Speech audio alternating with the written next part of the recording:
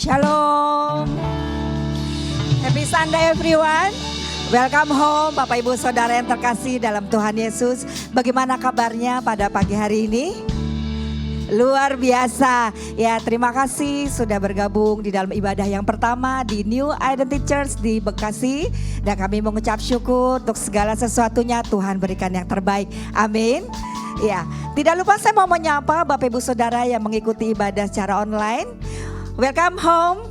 Ya, mungkin sekarang sedang dalam masa liburan bersama keluarga, tapi jangan lupa untuk tetap beribadah.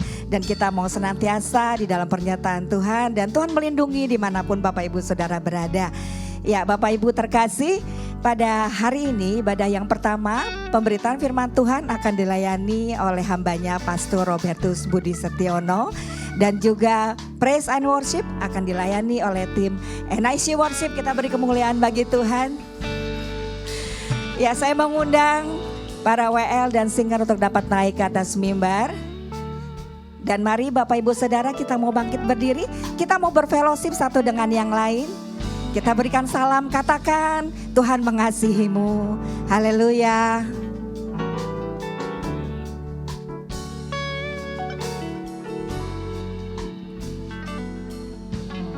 Ya, baik Bapak Ibu Saudara terkasih. Sebelum kita mulai ibadah kita pada pagi hari ini, kita mau tundukkan kepala, kita satukan hati kita berdoa. Bapa kami yang bertata di dalam kerajaan surga mulia, terima kasih Tuhan Yesus untuk penyertaan-Mu ya Bapa. Terima kasih Engkau memberkati setiap umat-Mu yang hadir pada pagi hari ini. Kami percaya Tuhan, kami datang dengan penuh sukacita. Kami datang dengan penuh kerinduan dan haus akan Engkau ya Tuhan Yesus. Setiap pergumulan, setiap permasalahan apapun yang dirasakan dan dialami oleh umat-Mu di tempat ini, kami serahkan semua ke dalam tangan-Mu ya Bapa. Karena Engkau adalah pembuat mujizat, karena Engkau adalah yang memberi solusi terbaik. Terima kasih Tuhan Yesus. Kami serahkan ya Bapa ibadah ini hanya untuk kemuliaan nama-Mu ya Tuhan. Dan kami percaya Engkau yang mengambil alih ibadah kami ya Bapa dari awal, pertengahan hingga pada akhirnya. Kau memberkati semua pengerja yang ambil bagian pada pagi hari ini, baik yang di atas mimbar maupun yang di belakang mimbar. Dan kami percaya Engkau mengurapi dan memberkati segala sesuatunya menjadi baik adanya. Dan kuasa dan roh jahat yang bukan daripada Tuhan, kami patahkan di dalam nama Tuhan Yesus Kristus. Kiranya hanya lawatan-Mu yang bekerja pada pagi hari ini di dalam ibadah ini ya Tuhan. Dan kami menyerahkan hamba-Mu yang akan menjadi saluran berkat melalui firman-Mu pada pagi hari ini ya Bapa. Kiranya Engkau memberkati hamba-Mu, apa yang Kau ingin berikan ya Bapa, taruhkan untuk kami semua ya Bapa. Kau memberikan yang terbaik melalui hamba-Mu ini. Terpujilah Tuhan Yesus. Kami serahkan ya Bapa ke dalam tangan-Mu. Semua ibadah kami yang terbaik yang akan kami berikan hanya untuk kemuliaan-Mu ya Bapa. Di dalam nama Tuhan Yesus, mari kita siap yang beribadah. Kita sama-sama katakan amin. Kita beri kemuliaan bagi Tuhan. Haleluya. Terima kasih. Berikan kemuliaan buat Tuhan. Lebih lagi, katakan haleluya. Biar tutur kata-Mu Tuhan selalu jadi paduan hidup kami.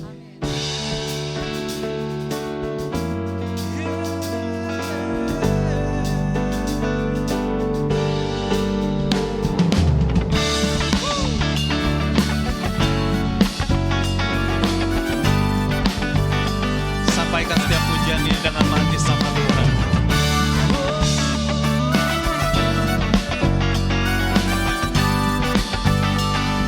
Mari saudara, katakan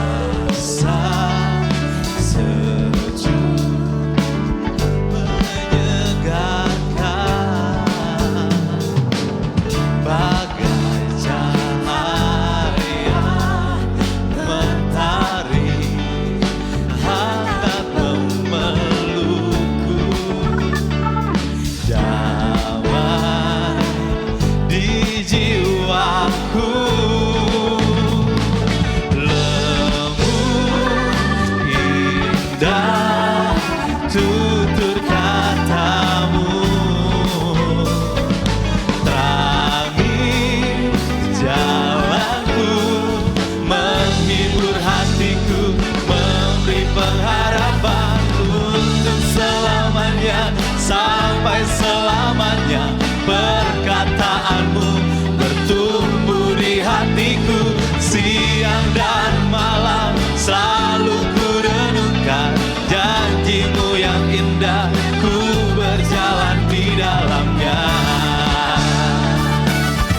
Yes, terima kasih Tuhan. Katakan bagai cahaya, bagai cahaya mentari hangat memelukku, damai di jiwaku, lembut indah tutur katamu ya Tuhan. Terangi jalanku, menghibur hatiku, memberi pengharapan untuk selamanya, sampai selamanya. Perkataanmu bertumbuh di hatiku, siang dan malam selalu ku renungkan. Janjimu yang indah, ku berjalan di dalamnya. Ya Tuhan, terima kasih. Terima kasih buat penyertaan demi penyertaan-Mu dalam hidup kami, Tuhan. Terima kasih buat janji-janji Tuhan. Katakan, ingin selalu dan ku renungkan setiap waktu, sebab Kau milikku selamanya, sampai selamanya. Perkataanmu bertumbuh di hatiku, siang dan malam selalu ku renungkan. Janjimu yang indah, sekali lagi katakan, untuk selamanya, sampai selamanya. Perkataanmu bertumbuh di hatiku, siang dan malam selalu ku renungkan. Janjimu yang indah, ku berjalan di dalamnya. Ku berjalan, janjimu yang indah, ku berjalan di dalamnya.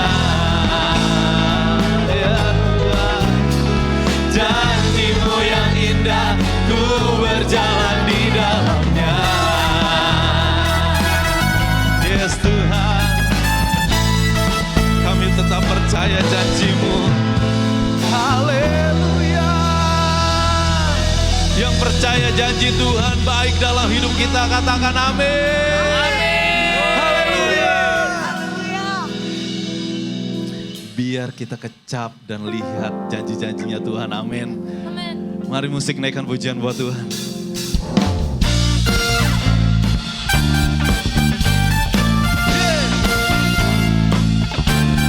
Mengecap kebaikan-Mu Tuhan. Kami akan terus lihat pekerjaan tangan-Mu dalam hidup kami. Katakan, kecaplah dan lihatlah betapa baiknya Tuhan itu. Rasakan dan nikmati kasih setia Tuhan. Kecaplah, kecaplah dan lihatlah betapa baiknya Tuhan itu. Rasakan dan nikmati kasih setia Tuhan. Katakan syukur, syukur bagimu Tuhan. Segala hormat bagimu Tuhan. Allah yang mengasihiku, Allah yang memeliharaku selamanya. Yes Tuhan, amin. Sambil bilang pada kanan kirimu, katakan, kecaplah dan lihatlah betapa baiknya Tuhan itu. Mari saudara rasakan dan nikmati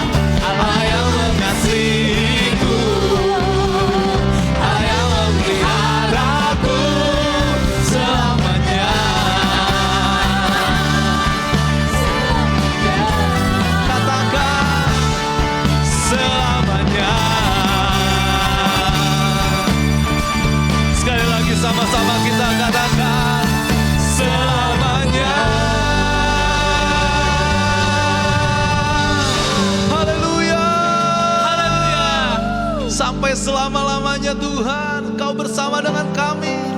Amin. Silakan duduk Bapak Ibu.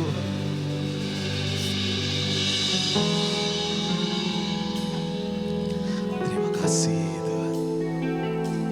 Terima kasih. Kami naikkan syukur kami buat hari-hari yang Tuhan berikan bagi kami. Biar ucapan syukur kami hanya bagimu Tuhan. Ini pujian kami, ini penyembahan kami hanya bagimu Tuhan Yesus. Biar Tuhan yang memenuhi tempat ini. Biar hanya hadir-Mu Tuhan yang terus memenuhi setiap kami. Jangan lewatkan satu orang pun Tuhan hari ini. Terima kasih Tuhan, terima kasih. Terima kasih Tuhan. Penuhi setiap kami, penuhi setiap kami, penuhi tempat.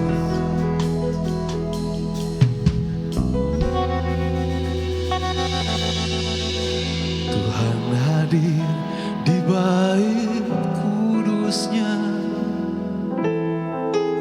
saat umat mencari wajahnya, berseru, berdoa, bersujud menyembah dan menikmati kehadirannya.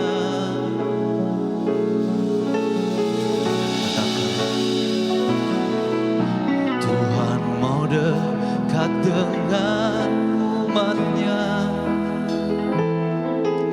yang datang dengan segenap hatinya, berseru, berdoa, bersujud menyembah dan menikmati kehadirannya. Hadirat-Mu, hadirat-Mu memenuhiku, hadirat kudus-Mu penuhi bait-Mu, dan ku tersungkur menyembah-Mu. Yang ku nampak hanya kemuliaan-Mu.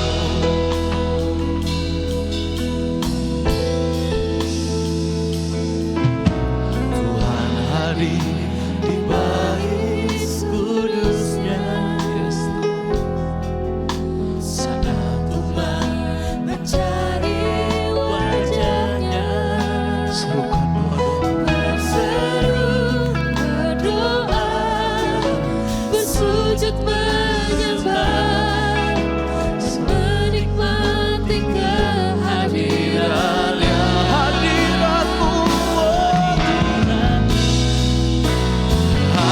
hadirat-Mu, hadirat-Mu memenuhiku, hadirat kudus-Mu penuhi bait-Mu, dan ku tersungkur menyembah-Mu. Yang ku nampak hanya kemuliaan. Katakan hadirat-Mu, hadirat-Mu memenuhiku, hadirat Kudus-Mu penuhi kami semua Tuhan, dan ku tersungkur menyembah-Mu, dan ku nampak hanya kemuliaan-Mu. Tuhan, penuhi setiap kami Tuhan, penuhi tempat ini. Yesus, Yesus, hanya hadir-Mu Tuhan. Saya udah jemaat bangkit berdiri, rindukan Dia, minta hadir Dia penuhi setiap kita. Jangan lewatkan satu orang pun Tuhan. Katakan hadirat-Mu, hadirat-Mu memenuhiku, hadirat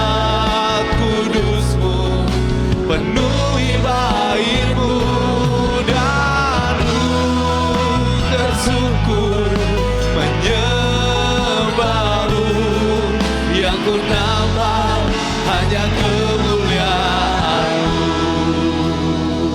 Katakan, sama-sama angkat tangan kita. Katakan, hadirat-Mu. Biar jemaat saja naikkan pujian ini. Mari saudara rindukan Dia. Undang Yesus lebih lagi, lebih. Come on.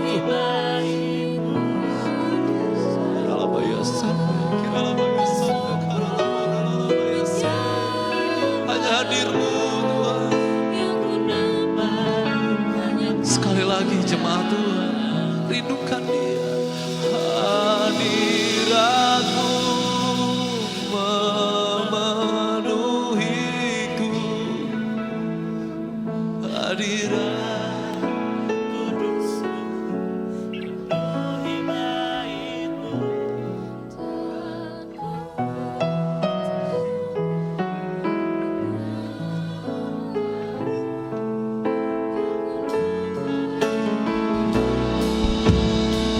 Hadirat-Mu, hadirat-Mu memenuhiku.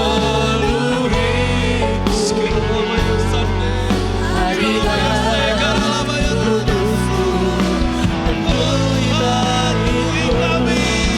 Jangan lewatkan satu orang pun hari ini. Jangan lewatkan satu orang pun. Sekali lagi rindukan Dia. Hadirat-Mu memenuhiku. Hadirat kudus-Mu penuhi baik-Mu. Dan ku tersungkur menyembah-Mu. Yang ku nampak hanya kemuliaan-Mu. Dan ku tersungkur menyembah-Mu. Yang ku nampak hanya kemuliaan-Mu. Dan ku tersungkur menyembah-Mu. Yang ku nampak hanya kemuliaan-Mu.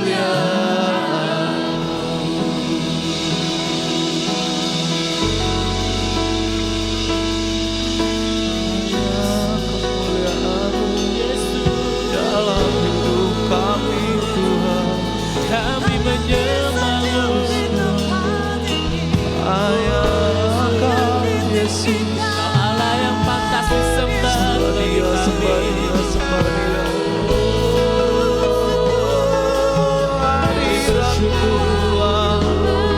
Hadir-Mu Yesus, Allah yang baik, Kau ku puji Tuhan. mengalirlah Roh Kudus di tempat ini. Mengalirlah Roh Kudus. Bekerjalah Tuhan sebebas-bebasnya hari ini. Bekerjalah Tuhan.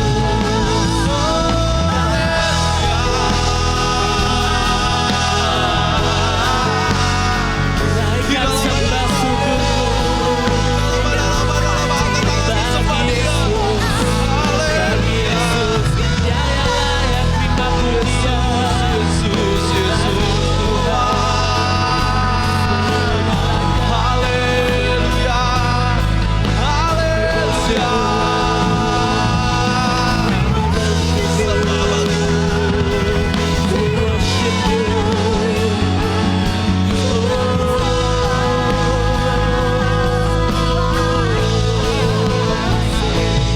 Terima kasih Tuhan atas kasih-Mu yang besar bagi hidup kami.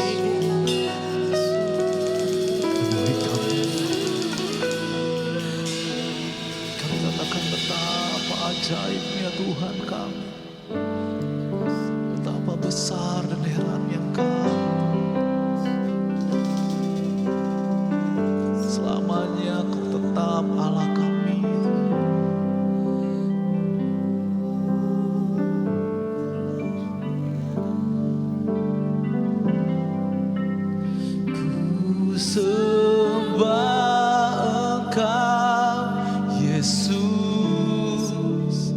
hanya Engkau Allah di hidupku, tiada yang lain, hanya Kau, hanya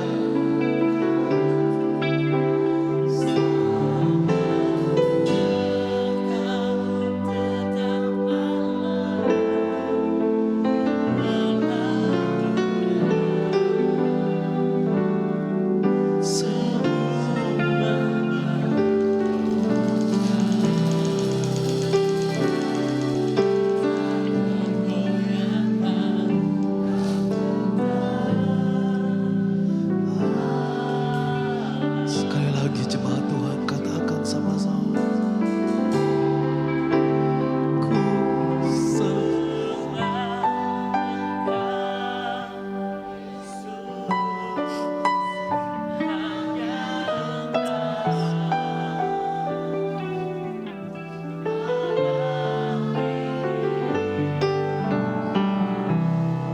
tiada yang lain Tuhan. Kami nyatakan tiada yang lain. Kau selamanya, Kau tetap Allah, walau dunia semua bergoncang, tak tergoyahkan, Kau tetap kami sembah Tuhan. Ku sembah Engkau Yesus, hanya Engkau Tuhan, hanya Engkau Yesus, hanya Engkau Yesus. Tiada yang lain, hanya Kau, hanya Engkau Tuhan, selamanya Kau tetap Allah, walau dunia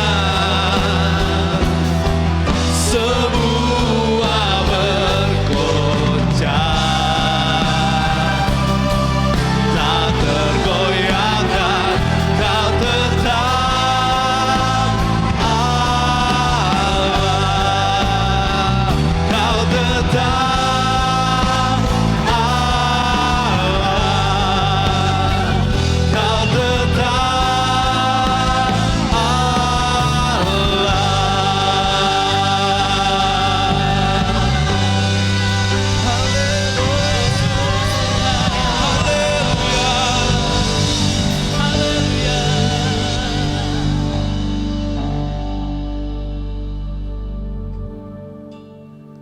Kami ingin terus menikmati Tuhan waktu-waktu yang indah bersama-Mu ya Bapa. Terima kasih Tuhan untuk hadir-Mu, untuk lawatan-Mu, untuk jamahan kuasa-Mu bagi setiap hati kami di tempat ini pagi ini Tuhan. Terima kasih untuk kekuatan yang baru Tuhan yang Kau beri bagi kami ya Bapa. Sungguh Engkau Tuhan yang bertata di atas segala pujian dan penyembahan kami ya Tuhan Yesus. Pagi ini kami mau bersyukur Tuhan untuk kebaikan-Mu atas jemaat dan gereja NIC ya Bapa. Untuk pemeliharaan-Mu, anugerah-Mu yang terus berlimpah atas jemaat, pengerja, gembala, ibu gembala dan seluruh keluarga. Engkau sungguh baik bagi kami ya Tuhan. Apapun ya Tuhan situasi di luar sana ya Bapa, terus bangkitkan iman kami untuk kami percaya bahwa tahun ini adalah tahun pelipat gandaan bagi setiap aspek kehidupan kami Tuhan, melalui kemurahan hati-Mu bagi kami ya Tuhan Yesus.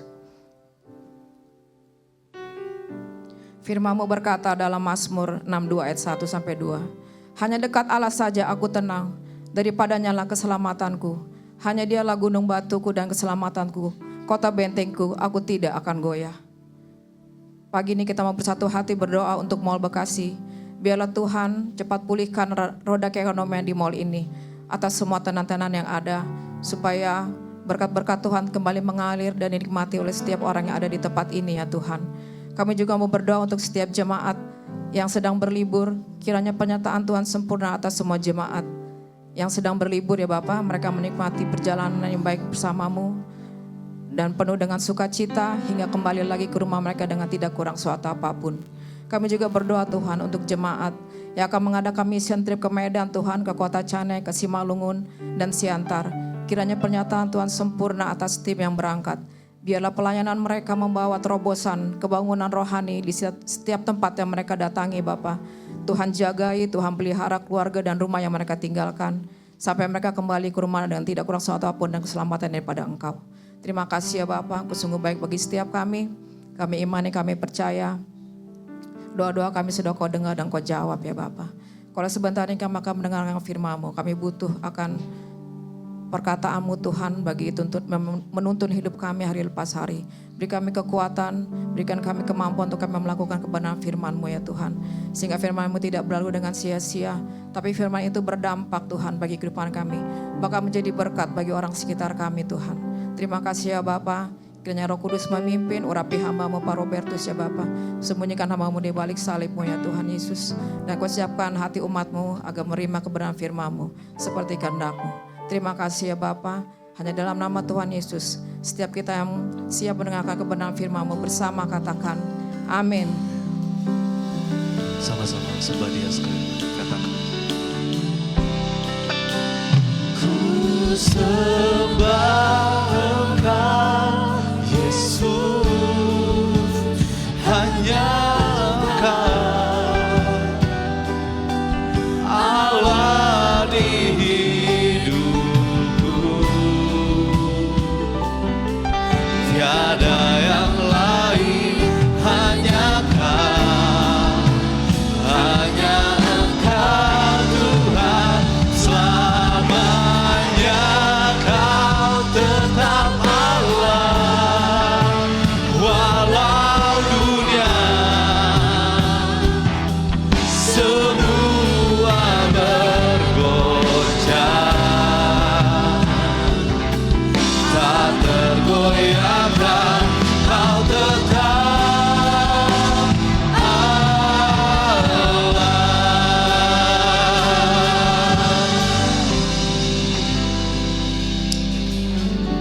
Syukur hanya kepadamu Tuhan. Apapun yang terjadi di sekitar kami, Engkau tetap Allah bagi kami.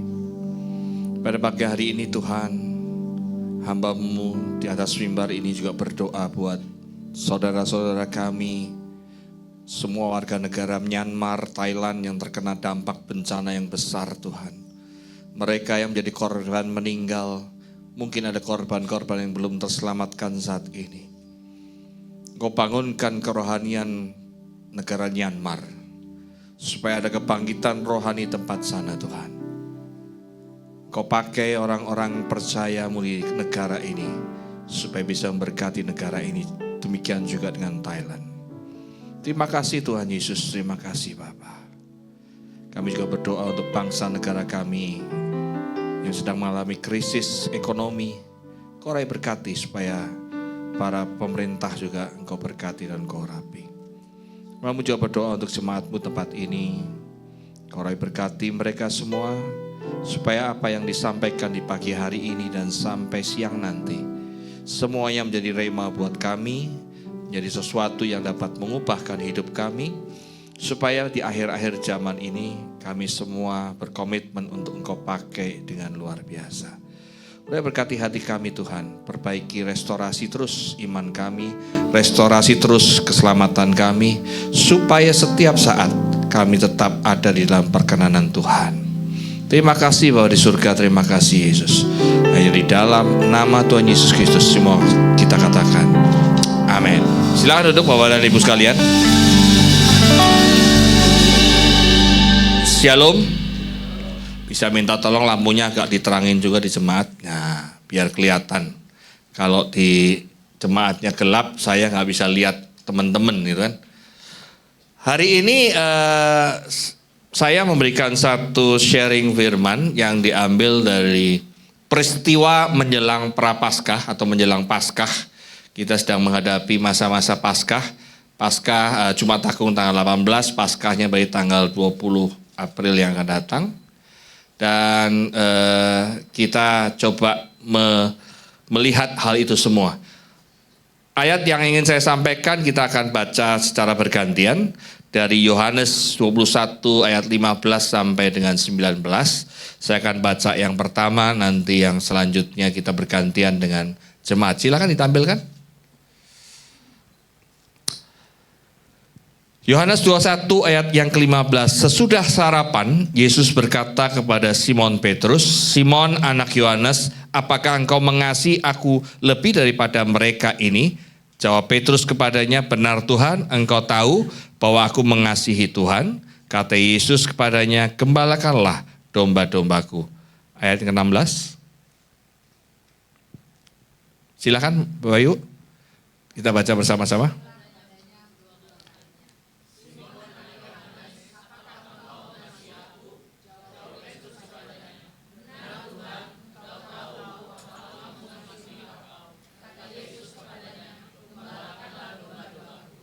Kata Yesus kepadanya untuk ketiga kalinya, "Simon anak Yohanes, apakah engkau mengasihi aku?"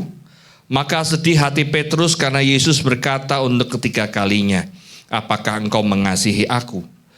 Dan ia berkata kepadanya, "Tuhan, engkau tahu segala sesuatu, engkau tahu bahwa aku mengasihi engkau." Kata Yesus kepadanya, "Gembalakanlah domba-dombaku."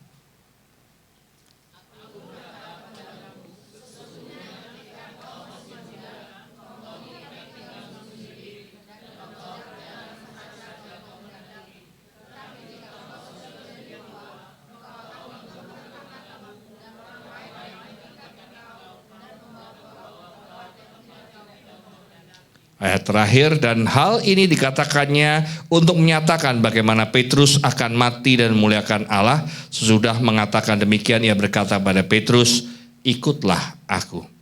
Bapak dan Ibu sekalian, kalau kita melihat peristiwa besar dalam umat Kristen itu ada dua biasanya, yaitu Natal dan Paskah. Yang paling suka yang mana? Biasanya Natal yang paling suka.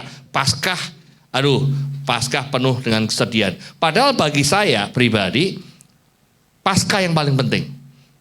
Karena kalau nggak ada Paskah, kita percuma jadi orang Kristen. Kalau ada Natal saja, hanya ada kelahiran saja, dan Kristus tidak pernah mati dan Kristus tidak pernah bangkit, percuma iman kita. Justru Paskah yang hal penting, dan di dalam Paskah itu ada rentetan peristiwa, kurang lebih 1 minggu. H-7 itu ada satu peristiwa.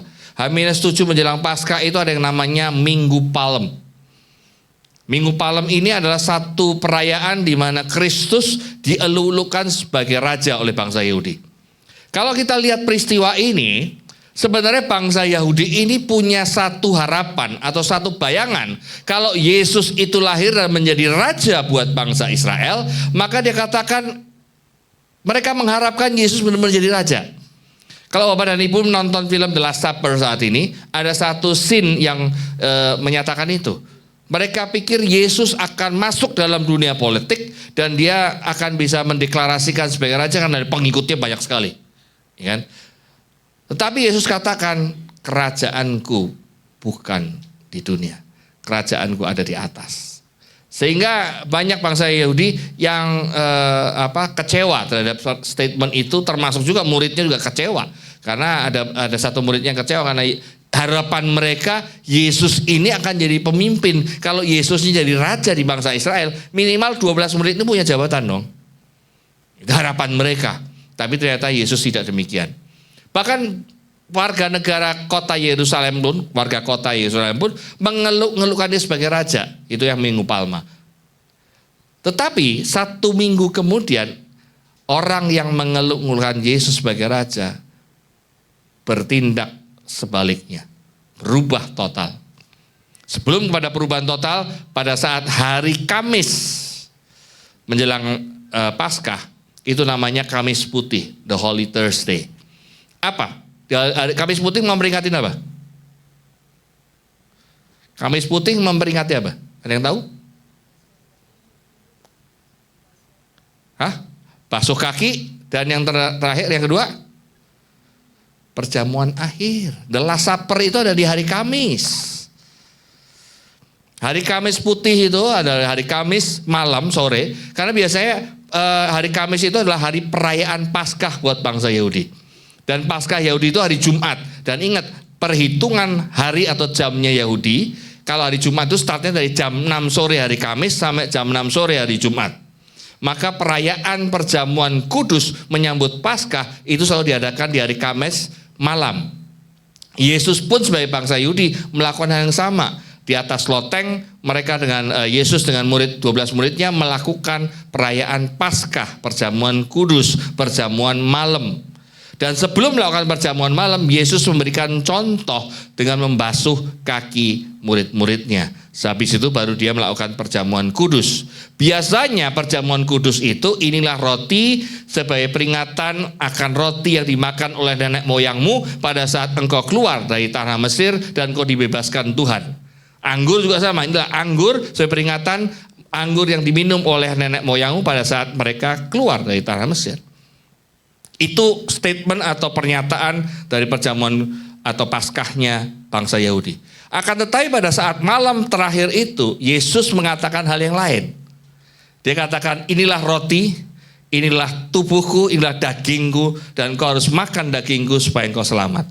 Inilah anggur, tanda sebagai darahku, engkau harus minum darahku supaya engkau selamat. Beberapa murid yang mengatakan, kok beda ya?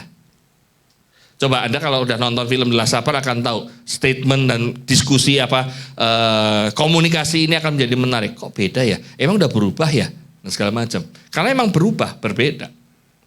Dan itulah The Last Supper. Pada saat sudah selesai perayaan Paskah, Yesus pergi ke Taman Getsemani untuk berdoa. Bapak dan Ibu coba bayangkan kalau Bapak dan Ibu punya karunia bisa melihat masa depan Bapak Ibu. Kemudian masa depan Bapak Ibu itu terlihat tergambar dengan jelas. Engkau akan disiksa, engkau akan disayat-sayat, engkau akan luar biasa penyiksaan sampai akhirnya mati di kayu salib. Kira-kira senang atau sedih? Sedihnya luar biasa dan takutnya luar biasa. Yesus sebagai manusia juga merasakan itu, takut yang luar biasa. Bahasa Manadonya totopore luar biasa. Gemetaran luar biasa. Maka di Taman Getsemani Yesus berdoa sampai peluhnya mengeluarkan darah. Bahkan dalam doanya, Tuhan, kalau engkau mau, biarlah cawan ini lalu daripadaku. Tetapi biarlah kehendakmu yang terjadi, bukan kehendakku. Ini suatu penderitaan yang luar biasa. Dan pada saat Taman Getsemani itulah terjadi pengkhianatan Yudas. Akhirnya Yesus ditangkap tentara Romawi, diadili, disiksa sampai di atas kayu salib, disalibkan dan mati di hari Jumat jam 3 sore. Jam 5 sore mayat Yesus diturunkan dan dimakamkan di jam 6 sore. 3 hari kemudian, hari Minggu pagi jam 5 pagi, Tuhan Yesus bangkit dan menumbangkan kuburnya dan dia bangkit dari matinya. Dan itulah berita kemenangan buat kita. Karena tanpa kebangkitan Kristus, sia-sialah iman kita.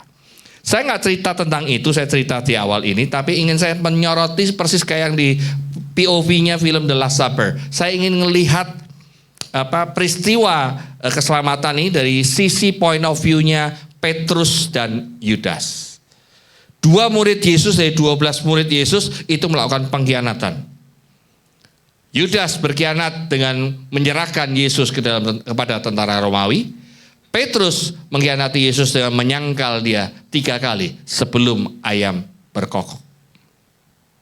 Tapi yang ingin saya soroti, reaksi mereka, respon mereka berdua ini berbeda. Hal yang sama adalah dua-duanya menyesal dengan luar biasa. Yudas pun feedback ya. Yudas pun juga menyesal dengan luar biasa. Sampai uangnya itu dikembalikan dan dia menangis dengan luar biasa sekali. Akan tetapi kelanjutan daripada pertobatan dia atau penyesalan dia tidak melakukan pertobatan secara tuntas. Dia yang menyesal saja, sedihnya luar biasa dan dia akhirnya mengakhiri hidupnya dengan gantung diri. Seolah-olah permasalahannya tuntas. Memang masalahnya tuntas, tetapi nggak tuntas-tuntas amat. Kenapa? Dia memilih jalur yang berbeda. Dia mengikuti rayuan sang iblis untuk menghabisi nyawanya sehingga nyawanya nggak terselamatkan. Berbeda dengan Petrus, pada saat Petrus menyangkal yang ketiga kali, Yesus memalingkan wajahnya memandang dia dan ayam berkokok. Petrus langsung sedihnya luar biasa. Karena pada saat Yesus mengatakan, engkau akan menyangkali aku 3 kali sebelum ayam berkokok, Petrus katakan, aku tidak akan pernah menyangkali engkau. Bahkan mati pun aku akan tetap membela engkau. Tapi faktanya, ternyata Petrus menyangkali. Penyesalan dan menangis luar biasa dari Petrus. Tapi apakah iblis juga nggak ngerayu Petrus? Ngerayu juga. Mati aja. Lo nyesel mati aja. Tapi Petrus no. Dia bangkit dan dia tidak sekedar menyesali, tapi dia nggak menghabisi hidupnya. Dia akan mau mengubah hidupnya untuk menjadi berkenan di hadapan Tuhan. Ada pertobatan di sana. Walaupun tidak secara instan. Karena kalau secara instan, Petrus langsung jadi ini loh. Tetap ada satu periode di mana Petrus dan murid-muridnya, semua murid-muridnya kecewa karena tiba-tiba guru yang dia sanjung-sanjung yang bisa menyelamatkan bangsa Yahudi ternyata mati dengan sengsara di atas kayu salib. Orang yang disalib di atas kayu salib adalah penjahat besar, penjahat yang paling hina. Dan Bapak dan Ibu ketahui aslinya Tuhan Yesus disalib tanpa sehelai benang pun. Kalau di film-film kan supaya nggak porno ya. Tetap ada penutup, tapi aslinya nggak ada. Karena jubah yang dipakai itu diundi oleh tentara Romawi. Bayangkan, sangat menyedihkan. Pada saat itu semua muridnya sedih dan kecewa. Kayak anak ayam hilang induknya. Akibatnya mereka, murid-muridnya ini akhirnya kembali kepada pekerjaan semula, profesi semula, sebagai nelayan penangkap ikan. Dan bacaan yang di atas yang kita baca tadi bersama-sama, itulah peristiwa pada saat Tuhan Yesus menampakkan dirinya kepada murid-muridnya di Danau Galilea. Sebagian dari malam sampai pagi itu mereka nggak dapetin ikan 1 biji pun. Lalu mereka frustasi karena ya udah nggak bisa dapat apa-apa, balik aja dah. Dan mereka pulang untuk ke daratan. Tetapi sebelum nyampe ke daratan, ada orang berteriak, hai anak-anak, adakah makanan untukku? Semua murid-murid yang atas kapal ini teriak juga, enggak, semalaman kami enggak terima, enggak bisa dapat ikan 1 ekor pun juga. Kalau demikian tebarkanlah jalanmu ke kanan. Dan untungnya murid-muridnya masih punya iman dan mau melakukan itu. Dan pada saat dia melakukan menebar jalan di sebelah kanan, dan terjadilah mujizat, ikan 538 ekor terjaring. Tapi jaringnya tidak koyak. Dan sejak itu, pada saat itu pula Petrus sadar bahwa itu adalah Tuhan Yesus. Dan dia pakai bajunya, udah pakai baju lalu terjun berenang. Kan biasanya orang kalau udah nggak pakai baju terjunnya ini malah pakai baju dulu baru terjun. Artinya apa? Dia menghormati gurunya. Dia nggak mau dalam kondisi setengah telanjang nemuin gurunya. Dia pakai baju dulu dan terjun ke Danau Galilea menyamperin Tuhan Yesus. Dan pada saat murid-muridnya udah nyampe di daratan, Tuhan Yesus sedang membakar ikan. Mari makan. Semuanya sadar itulah Tuhan Yesus. Dan itulah terjadi komunikasi tadi. Tuhan Yesus bertanya kepada Petrus, apakah engkau mengasihi aku sebanyak 3 kali. Itu menggambarkan engkau menyangkali aku 3 kali. Sekarang aku merestorasi imanmu, merestorasi kasihmu 3 kali pula. Tapi kalau Bapak dan Ibu mempelajari dalam bahasa aslinya, ada, kalau di Indonesia kan semuanya sama. Apakah engkau mengasihi aku? Jawab Petrus, aku mengasihi engkau. Jawaban Yesus lagi, gembalakanlah domba-dombaku. Semuanya sama tuh. Tapi kalau bahasa aslinya itu berbeda-beda. Apakah engkau mengasihi? Simon anak Yohanes, apakah engkau agapoa terhadap aku? Agape enggak terhadap aku? Petrus menjawab, ya Tuhan, engkau tahu, aku filia kepada engkau. Kasihnya Tuhan, kepengen Tuhan menuntut Petrus untuk memberikan kasih agape. Kasih yang tidak ada syaratnya. Tapi Petrus mengatakan, enggak, aku bukan agape, aku mau filia. Filia adalah cinta persahabatan. Sampai 2 kali. Baru yang ketiga Tuhan akhirnya katakan, Petrus, Simon anak Yohanes, apakah engkau filia kepadaku? Petrus langsung nyambung tuh. Sama-sama filianya. Tapi kalau ngomong gembalakan dombanya juga macam-macam. Pertama adalah feed my lambs. Beri makan anak-anak dombaku. Lambs itu anak domba. Artinya apa? Gembalakan orang-orang baru yang akan muncul, yang akan datang menjadi jemaatmu. Beri makan dia, ajar mereka. Pada saat pertanyaan kedua, gembalakanlah domba-domba. Yang kedua adalah tend my sheep. Pelihara, rawat jemaatku. Tapi jemaatku di sini adalah domba-dombaku. Rawatlah domba-dombaku. Yang pertama adalah beri makan anak dombaku. Yang kedua adalah rawatlah domba-dombaku. Rawat artinya jemaat-jemaat yang lama pun harus kita rawat. Harus kita didik supaya jemaat tetap ada di dalam hadirat Tuhan. Dan yang ketiga, feed my sheep. Beri makan semua domba-domba. At the end, Petrus diberikan mandat buat Tuhan, gembalakanlah semua jemaat-jemaatku. Baik yang baru maupun yang lama. Dengan kasih yang sama yang telah aku lakukan buat kamu. Dahsyat kan ya? Artinya apa? Petrus direstorasi imannya sekaligus Petrus diberikan mandatori, menjadikan mandat yang dipercaya Tuhan untuk bisa mewakili Kristus di mata dunia. Mewakili Kristus sebagai gembala terhadap umat-umatnya. Kita pelajari, ada 4 hal yang kita pelajari tentang pertobatan Petrus kali ini. Next slide. Yang pertama, pertobatan tidak identik dengan perasaan bersalah. Kalau kita lihat, kita semua tahu bahwa ketika seorang bertobat, pasti ada perasaan bersalah dalam diri orang itu. Namun tidak semua orang yang menangisi dosanya pada akhirnya bertobat. Contohnya Yudas Iskariot, nangisnya luar biasa, tapi nggak bertobat, malah mengakhiri hidupnya. Yudas Iskariot menyesal, tapi kemudian menggantung diri. Hidupnya diakhiri dengan keputusasaan, bukan diakhiri dengan penyerahan diri kepada Allah yang benar. Pertobatan tidak identik dengan perasaan bersalah, walaupun terkadang pertobatan dimulai dengan perasaan bersalah. Tapi yang terpenting adalah setelah merasa bersalah, kita mesti ngapain? Kita semakin dekat dan semakin intim dengan Tuhan, maka suara Roh Kudus akan semakin kencang memberikan peringatan-peringatan buat kita. Kita melakukan pelanggaran sedikit saja, pasti ada suara Roh Kudus. Nggak bener loh. Kamu katanya kata-kata kamu menyakiti orang itu dong. Minta maaf, ampuni, dan segala macam. Ada respon-respon, ada signal dari Roh Kudus yang muncul. Pada saat kita disadarkan, bukan masa bersalah memang, tetapi nggak cuma berhenti di bersalah, tapi langsung melakukan apa yang Roh Kudus juga mandatkan buat kita melakukan untuk memperbaikinya. Amin. Jadi pertobatan tidak berhenti di perasaan bersalah saja, tapi harus ada respon dan ada tindakan untuk memperbaikinya. Restorasi iman yang pertama.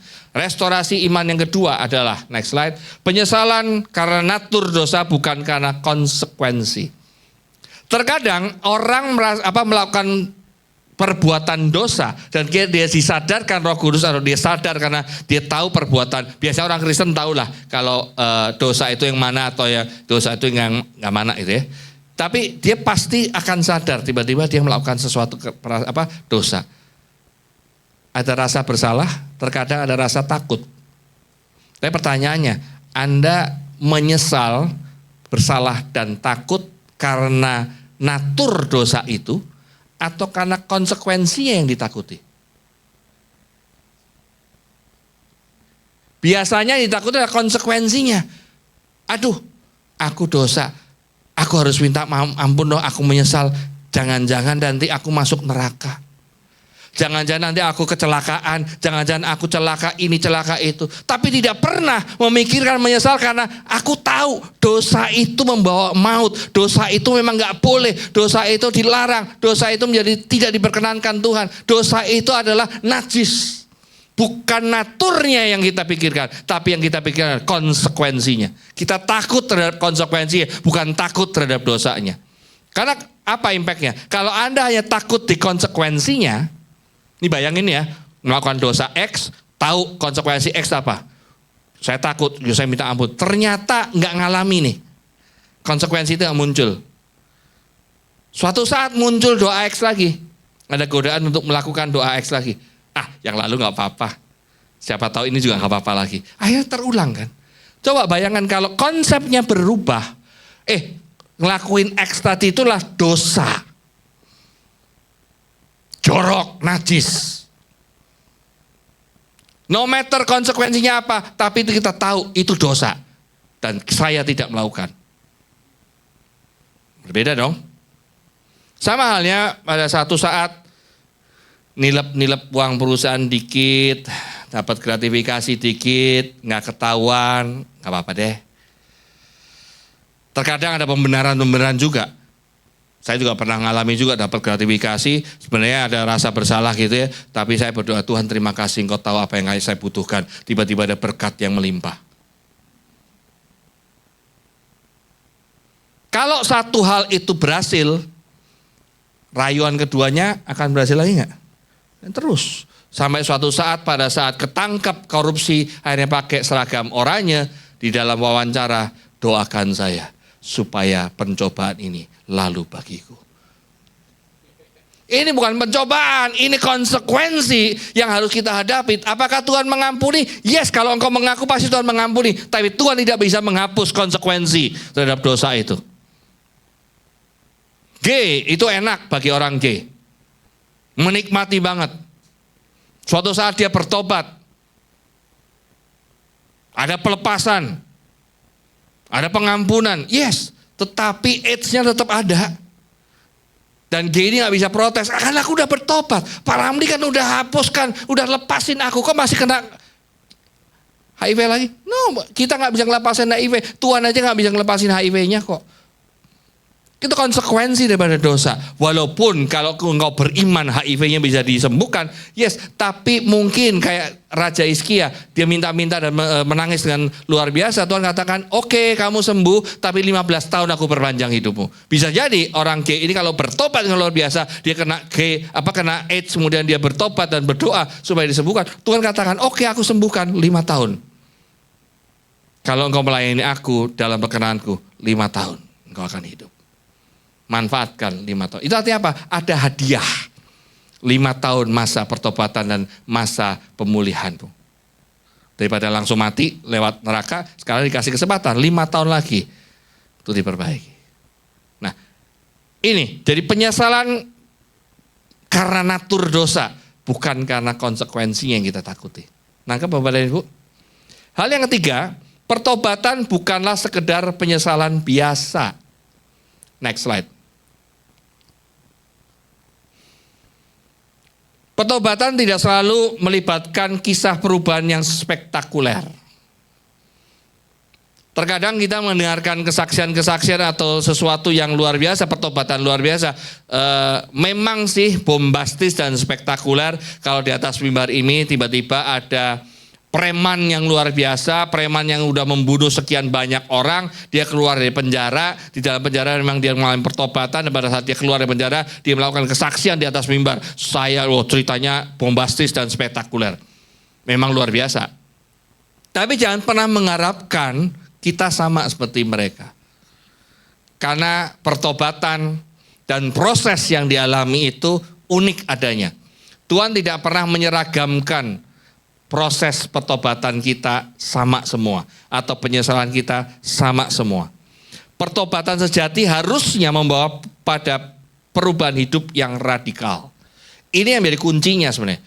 Kalau Anda melakukan dosa dan ingin direstorasi oleh Tuhan, ada pertobatan ada penyesalan. Tapi nggak cuma pertobatan penyesalan saja, tetapi sehabis penyesalan, bertobat, berubahlah. Jangan berhenti di pertobatan tok, tapi nggak berubah.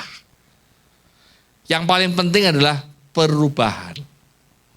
Tapi kita sebagai umat Tuhan yang nanti semuanya ini nggak cuma volunteer dan pengerja, akan dipakai Tuhan untuk mempertobatkan orang-orang sekitar kita. Di kita sebagai pengerja atau yang akan mendapat mandat dari Tuhan pun, pola pikir kita jangan mengharapkan orang itu berubah secara instan. Apalagi orang itu sudah kita bawa ke dalam gereja, harapannya dia bisa berubah. Perubahan juga butuh proses. Pertobatan juga butuh proses. Asal kita persis kayak devotion beberapa minggu yang lalu, disambung dengan devotion dari pagi oleh Pak hengki. Kita ini bengkel, gereja adalah bengkel, gereja adalah memperbaiki orang-orang. Dan tidak semua sepeda motor itu sekali dimontirin selesai. Ada sepeda motor yang harus dimontirin berkali-kali. Ada yang perlu dideteksi berkali-kali. Karena penyakitnya nggak muncul-muncul, nggak ketemu-ketemu. Begitu ketemu juga butuh proses panjang. Ada yang cuma ganti oli, ada yang mesti bongkar mesin. Tergantung kan. Itu baru ngomong yang dibengkelin, yang diperbaiki mau, montirnya juga ahli. Ada lagi kasusnya. Kita montirnya masih baru, nggak ngerti penyakitnya apa, kita bongkar, main bongkar aja. Balikinnya susah. Saya adalah montir yang jelek, kenapa? Saya yang pinter bongkar, nggak pinter balikin. Tanya istri saya, kalau itu kulkasnya rusak coba dibenerin, aku bongkar. Terus saya nanya, balikinnya gimana? Lah hari kamu balikinnya gimana? Pinter bongkar, nggak pinter balikin. Ada juga yang baik motornya mau dibenerin nggak? Kalau motornya nggak mau dibenerin juga percuma juga. Jadi harus ada simbiosis mutualistis. Dua-duanya mau, dua-duanya oke. Saya mau dibimbing, saya mau berubah, dan saya akan berubah. Yang mengubah tidak menuntut cepat-cepat atau mengharapkan perubahan yang drastis secara instan. Bisa terjadi, tapi tidak semua orang bisa berubah drastis. Tergantung orangnya berapa. Yang mau berubah pun jangan berhenti atau putus asa kalau dia jatuh kembali. Ingat, pembimbing kita akan mengangkat dia kembali dan membimbing kita kembali. Bapak dan Ibu sekalian, jemaat NIC Bekasi akan dipakai Tuhan untuk melakukan itu. Anda harus sabar, Anda harus benar-benar persis kayak Kristus. Tidak pernah menyesal atau tidak pernah menyerah kalau umatnya jatuh kembali. Hebatnya Tuhan kita, engkau jatuh lagi, dia samperin lagi. Dia angkat lagi, dia peluk lagi. Dia bimbing lagi. Kau jatuh lagi, dia samperin lagi. Nggak pernah berhenti. Karena Tuhan kita kepengen semua manusia di dunia ini selamat semuanya. Amin. Teman-teman yang hadir pada pagi hari ini, engkau sudah selamat. Sekarang adalah mandat Anda adalah menyelamatkan orang yang ada di luar sana. Pertobatkanlah mereka dengan sabar, dengan kasih Kristus. 2 hari kemarin saya dengan tim sedang memberikan latihan dasar kepemimpinan buat semua pengurus youth kita, anak-anak muda. Saya juga kaget, bukan tim pastoral yang punya rencana untuk mendidik mereka dalam hal untuk mempersiapkan mereka jadi pengurus yang baik, tapi mereka yang minta, Om bisa nggak melakukan semacam LDK, latihan dasar kepemimpinan. Maksudnya apa? Supaya apa? Ada. Supaya kami bisa begini-begini, oke kita susunkan.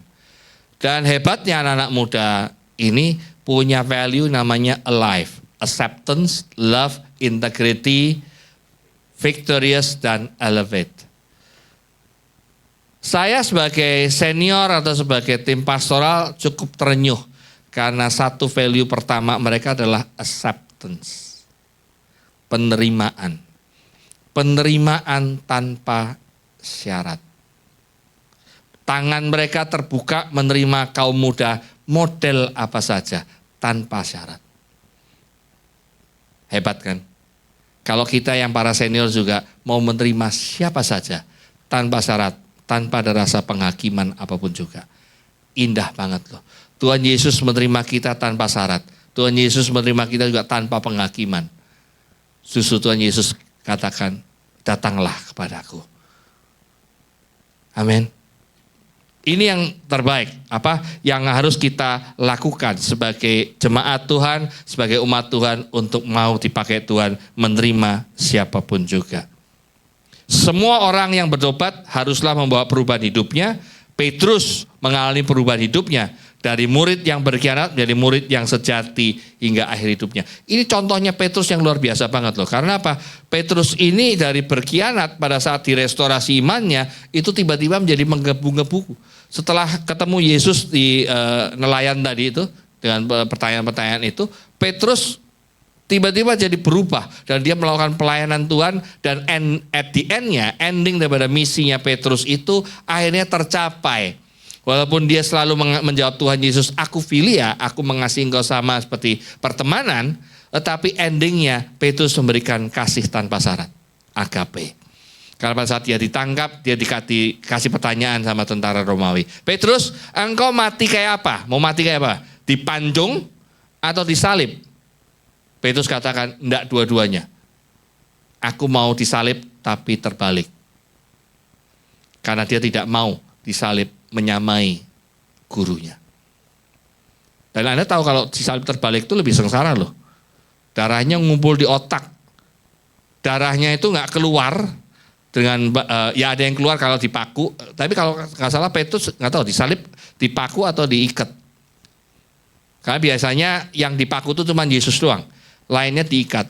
Kalau dalam kondisi diikat dan terbalik, ngumpul semua, yang pecah apa? Kepalanya dulu, mulu darah kepalanya pecah. Dan itu sangat sengsara dan sangat menyakitkan. Ya. Nah, itu yang dilakukan oleh Petrus. Terakhir, pertobatan bukanlah sekedar, itu yang tadi ya. Nah, yang terakhir nih, dari 3 tadi, yang terakhir yang paling penting. Next slide. Tuhan pakai orang yang mau berubah. Saya nggak tahu, teman-teman yang di sini ada di sini, semuanya mau berubah? Amin. Nah, Tuhan akan pakai orang yang mau berubah.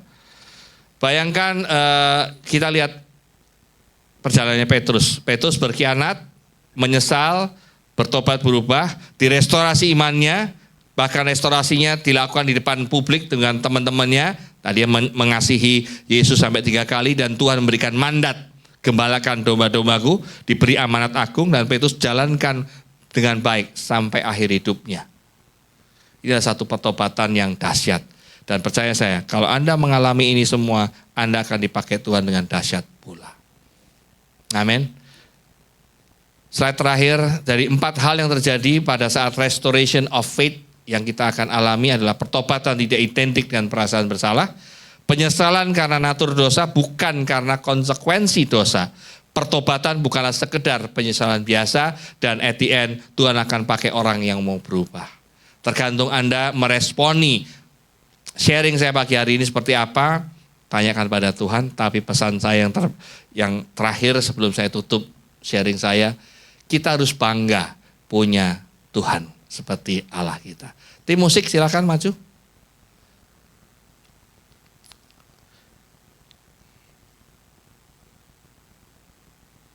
Tim musik pada kemana ya? Yuk.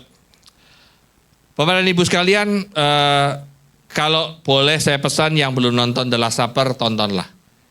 Ini adalah peristiwa kisah tentang Yesus tapi agak berbeda, agak lain, kata orang Medan, agak lain ini. Jangan mengharapkan nonton The Last Supper itu ada penderitaan Kristus dicambukin dulu, jangan mengharapkan itu. Ini nggak ada, tiba-tiba dicambukin sebentar, sedikit, lalu tiba-tiba disalibkan. Tapi bagus sekali. Anda ngelihatnya dari point of view yang agak berbeda. Point of view utamanya ada di sisi Petrus, tapi di dalamnya ada juga point of view Yudas. Kita ngelihat dari sisi itu, dan kita akan banyak belajar dari The Last Supper. It's a good film. Ya, 1 jam 54 menit kalau nggak salah. Tonton, di atas sudah masih ada. Oke. Ferdian minta tolong, kami bangga memiliki Allah sepertimu. Kita angkat pujian ini. Referennya. Kita bangga punya Allah yang terus merestorasi iman kita. Kita punya Allah yang terus mengasihi kita, menolong kita dan menopang kita. Amin. Mari kita angkat pujian kita. Kami bangga memiliki Allah sepertimu. Kami bahagia menjadi milik.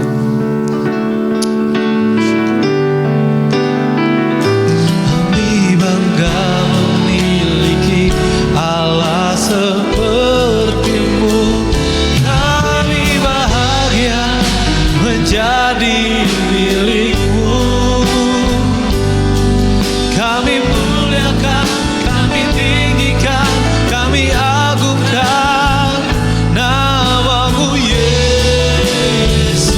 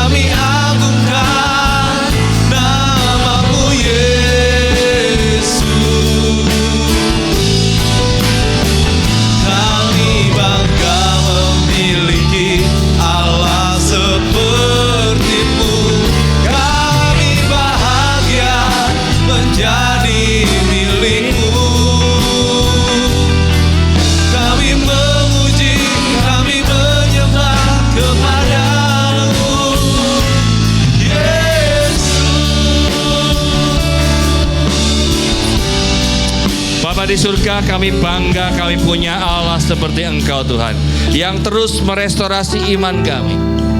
Kami tahu Tuhan, perjalanan hidup kami, perjalanan iman kami, perilaku dan tindakan kami tidak senantiasa linier, tidak senantiasa terus meningkat, tapi kami juga ada sekali-kali jatuh.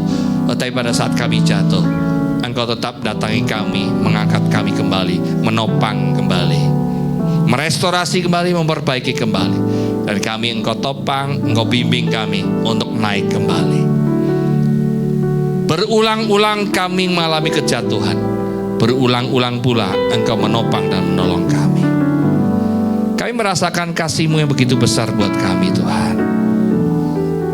Biarlah kami bersyukur dan mengucapkan terima kasih karena Engkau begitu mengasihi kami. Dan sebagai bentuk rasa syukur dan terima kasih kami merelakan dan mempersembahkan hidup kami di hadapan Tuhan. Biarlah kami bisa menggantikan misi-Mu di dunia ini Tuhan, memenuhi semua amanat Tuhan, di mana kami bisa mewakili Engkau untuk memberikan kasih kami yang murni, kasih kami yang tanpa syarat buat teman-teman, buat orang-orang di sekitar kami. Kami tidak pernah kecewa, kami tidak akan pernah putus asa untuk melihat teman-teman kami yang jatuh.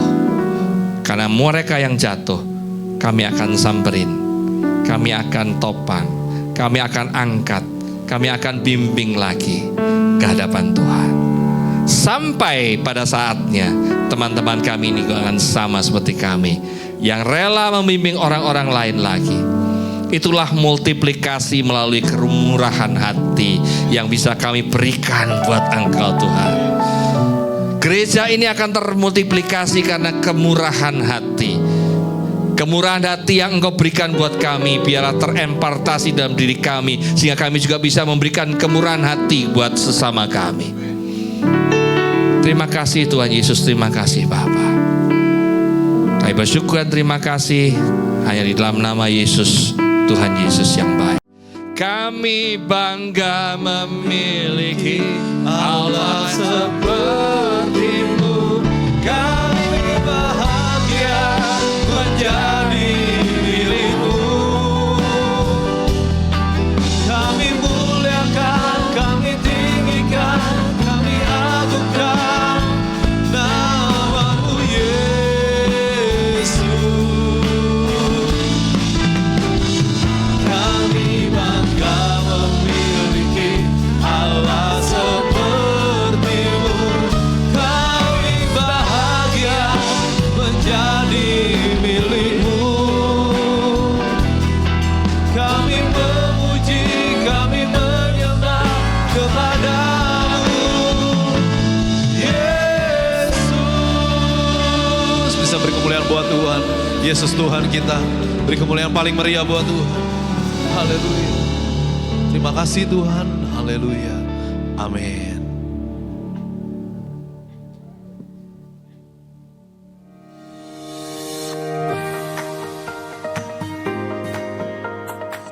Shalom NIC Fam, selamat datang di ibadah NIC Indonesia. Untuk yang baru pertama kali hadir, welcome home. Kami senang sekali menyambut saudara-saudari sekalian di tempat ini. Bagi jemaat yang belum memiliki gereja lokal, kami berharap NIC bisa menjadi rumah rohani buat kita semua. Sunday service dimulai pada jam 9.30 dan 11.30. Untuk ibadah tengah minggu atau ITM diadakan setiap hari Kamis pukul 7 malam. Kami berharap saudara-saudari berkesempatan hadir untuk bertumbuh bersama dalam iman percaya kepada Yesus Kristus. Buat teman-teman youth, ibadah youth diadakan setiap hari Minggu jam 3 sore di NIC Hall ini. Yuk teman-teman dari yang SMA, kuliah, hingga profesional muda, kita berkumpul bersama di NIC Youth Service. Untuk perempuan-perempuan hebat di Bekasi, jangan lupa ikut ibadah Wings Women in God's Spirit di jam 2 siang pada tanggal 10 April. Ibadah dilakukan setiap minggu kedua dan minggu keempat. Oh iya, untuk yang mau konseling dan didoakan, NIC mengadakan konseling pelepasan pada jam 2 sampai jam 4 sore di minggu kedua dan minggu keempat juga. Kalian bisa mendaftarkan nama di hari Minggu atau melalui admin NIC. Selain itu, untuk saudara-saudari yang rindu melayani, terutama di bidang multimedia, kids church, pendoa, dan pemain musik, dapat mengunjungi guest lounge yang ada di lobi. Di sana juga Bapak Ibu Saudara bisa bertanya lebih lengkap seputar NIC. Ini dia info yang wajib saudara dan saudari ingat. Ibadah Jumat Agung akan diadakan pada tanggal 18 April di jam 10 pagi dan hanya akan diadakan satu sesi ibadah ya. Jangan lupa untuk datang. Dan untuk ibadah Paskah akan diadakan pada pukul 9.30 pagi dan 1 siang. Sekian weekly news dari NIC. God bless you.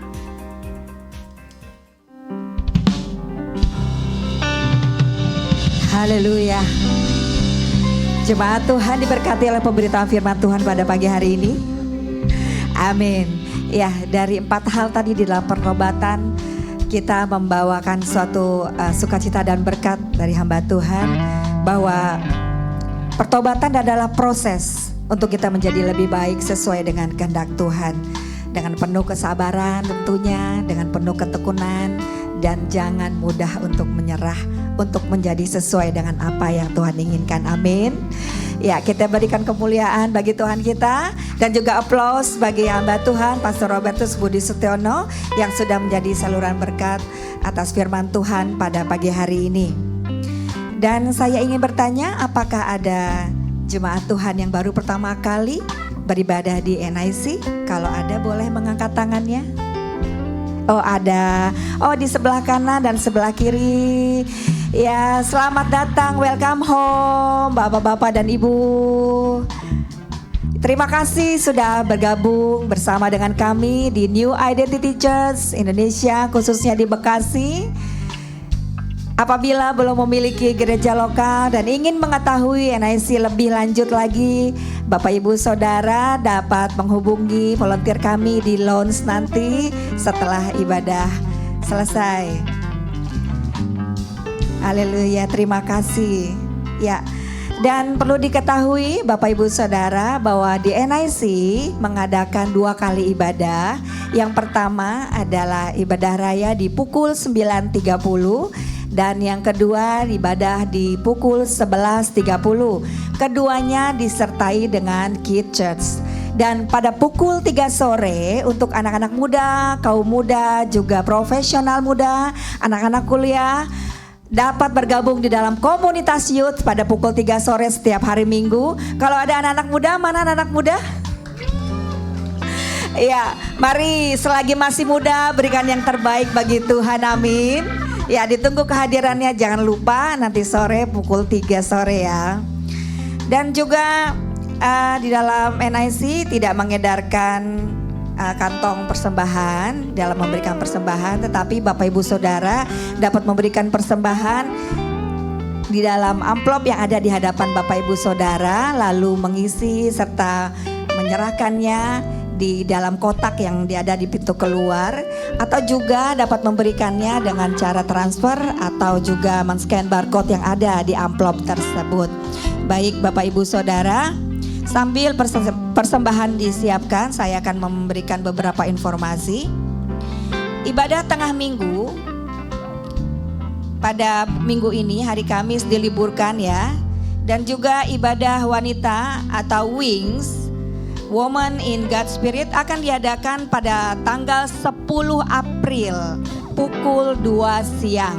Ya, jadi para wanita yang sudah menikah atau belum menikah, ya, nggak harus ibu-ibu aja, boleh datang ke sini pada pukul pada pukul 2 siang tanggal 10 April di hari Kamis. Dan juga NIC mengadakan konseling pelepasan pada pukul 2 siang di minggu kedua dan juga minggu keempat. Apabila Bapak Ibu Saudara ingin melakukan konseling dan pelepasan, dapat menghubungi konseling kami, Pak Ramli atau juga dengan Ibu Eva. Dan selanjutnya NIC juga mengadakan persekutuan antar keluarga Bapak Ibu Saudara, yaitu dinamakan Cell Group. Tempat di mana kita bertumbuh, saling memperhatikan, saling memahami perasaan sesama, saling mengasihi di dalam tawa dan sukacita. Dan Cell Group ini terbagi menjadi 4 wilayah di Bekasi, yaitu Bekasi Utara, Bekasi Selatan, Bekasi Timur, dan juga Bekasi Barat. Dan apabila Bapak Ibu Saudara ingin mendapatkan informasi tentang Cell Group, dapat menghubungi volunteer kami. Baik, demikian informasi yang dapat disampaikan. Tuhan memberkati. Mari kita siapkan persembahan kita.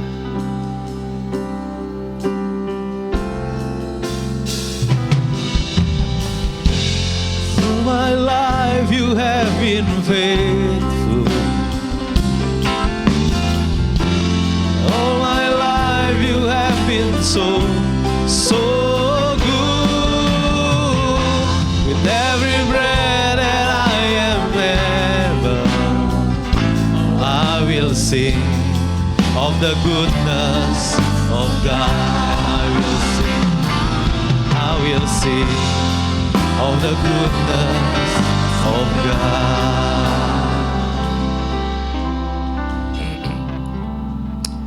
Welcome home untuk Bapak dan Ibu yang baru pertama kali datang di ibadah NIC Bekasi.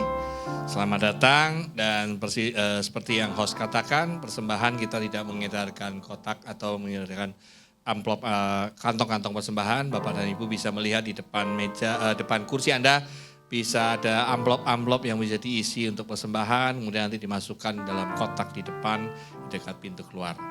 Atau bisa juga melalui transfer dan QRIS yang bisa disiapkan secara elektronik.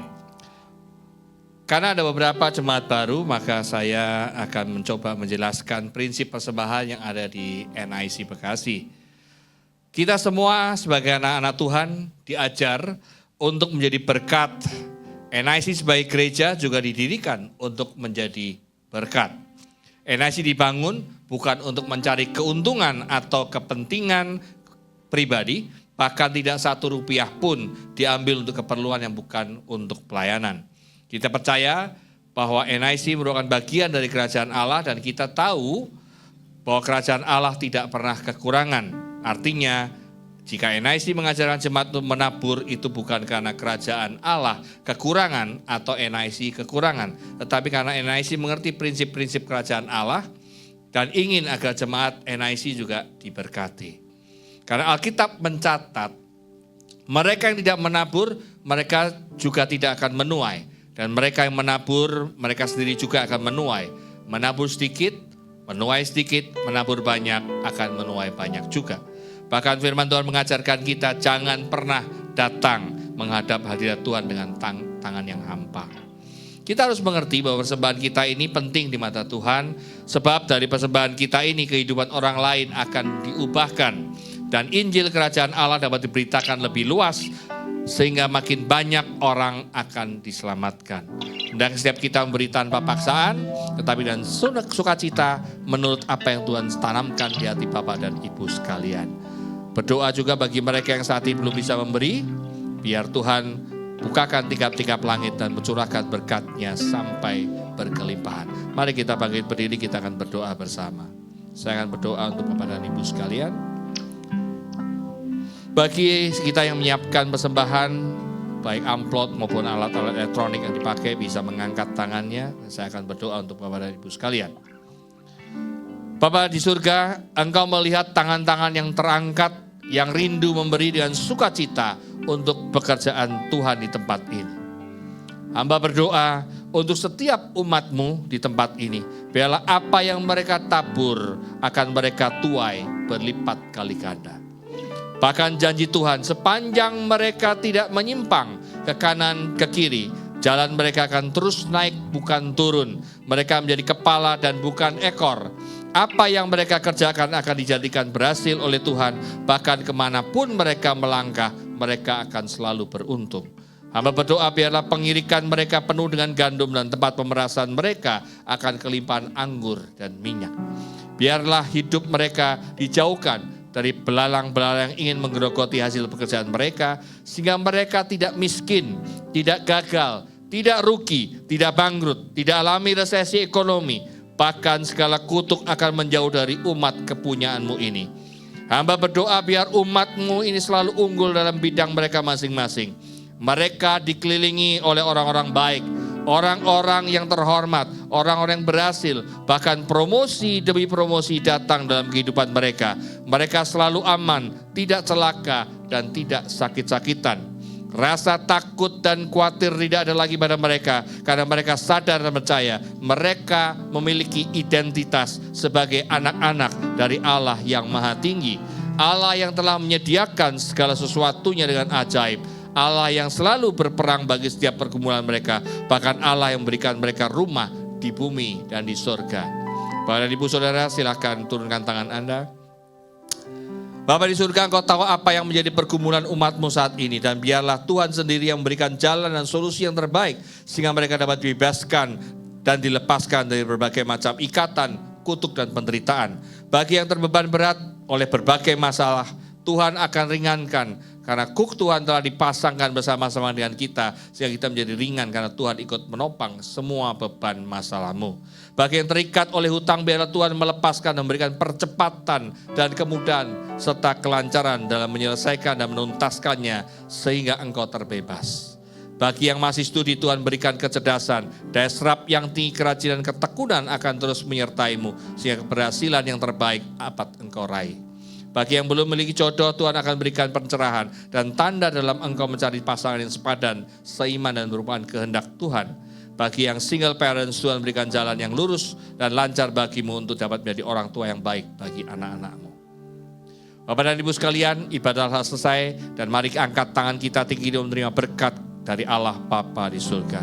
Jemaat terkasih, pulanglah dan terimalah berkat kasih karunia Allah Bapa bersama dengan cinta kasih Yesus Tuhan kita, anak yang tunggal Bapa kita. Bersama juga dengan penyertaan Roh Kudus menyertai kita mulai pagi hari ini sampai Tuhan datang dua kalinya menjemput kita di awan-awan permai. Dan kita semua yang menerima berkat kasih karunia Tuhan, kita semua katakan amin. Tuhan berkati. Sebab